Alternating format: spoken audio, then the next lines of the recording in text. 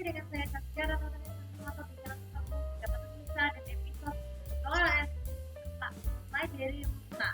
Kali ini saya akan menjelaskan kaidah tentang sesuatu yang berkaitan dengan kemanusiaan.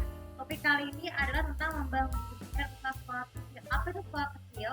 Berbeda dengan sekolah umum yang memiliki fasilitas lengkap, sekolah kecil itu adalah sekolah yang sederhana yang tidak perlu ada ini, tapi tetap ada ruangan kelas, kamar mandi, ataupun fasilitas penginapan.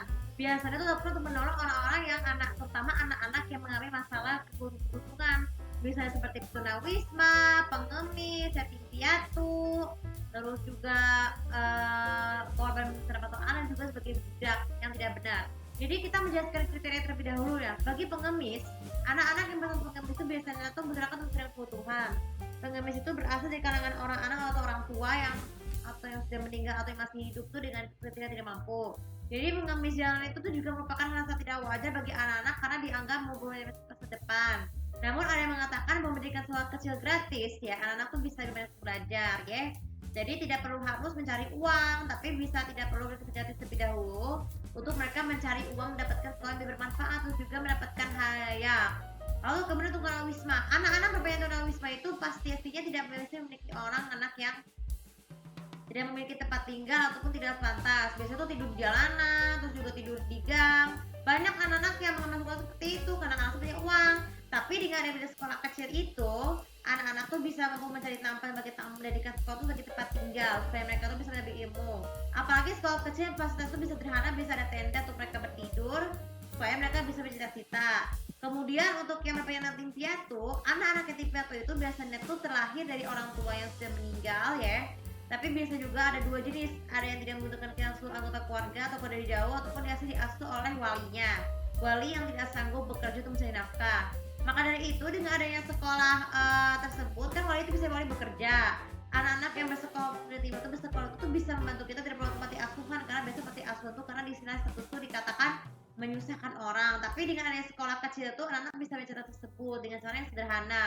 Terus kemudian yang budak. Anak yang masuk budak itu seperti apa pekerjaannya? Seperti pekerjaan haram kayak misalnya pencuri, pelacur, terutama anak-anak yang masih berusia remaja ya.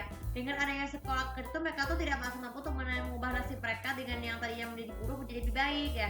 Dengan adanya sekolah kecil itu mereka bisa belajar dengan senang hati tanpa harus dipekerjakan oleh budak. Biasanya tuh anak-anak yang memiliki sistem yang terhalang itu tuh akan bersikap sabar dan jika kasus ini masih berlanjut akan laporkan kepada polisi. Nah kemudian yang terakhir, korban bencana alam atau perang. Korban bencana alam itu seperti apa misalnya? Kayak misalnya gempa bumi, tanah longsor, kebakaran, banjir, ataupun korban bencana virus. Anak-anak tuh kadang khusus untuk belajar tuh. Jadi korban bencana alam seperti itu tuh dengan adanya sekolah kecil itu mereka tuh bisa melanjutkan hidup dengan cara bertahan hidup dan dibagikan makanan secara gratis bagi kita yang masih beruntung. Dan tentu saja untuk yang korban perang juga sama.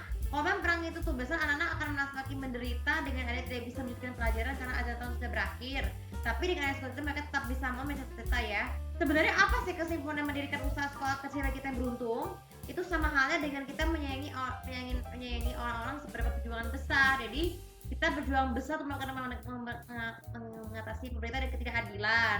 Terus juga membutuhkan anak-anak sekolah pendidikan secara gratis tanpa harus berbayar yang tidak manusiawi. Dan yang paling penting sekali itu mencegah anak-anak mereka itu terhindar dari hal-hal yang penyimpangan di masa depan kayak misalnya pencuri, pelacur, atau berada di lingkungan keluarga yang tidak baik dan juga sebagainya ya. Itu sama satu sifat Allah SWT agar mereka tuh kelak bisa memiliki masa depan. Masa depannya bisa jadi cita-cita mereka diinginkan. Oke, tapi kali ini juga bisa bermanfaat dan seperti biasa untuk langsung untuk kemarin sudah tahu bagaimana apa dapatkan transfer ini dan bagaimana kan ceritakan pengalaman kalian mengenai menolong anak-anak yang kurang mampu. Terima kasih. Assalamualaikum warahmatullahi wabarakatuh.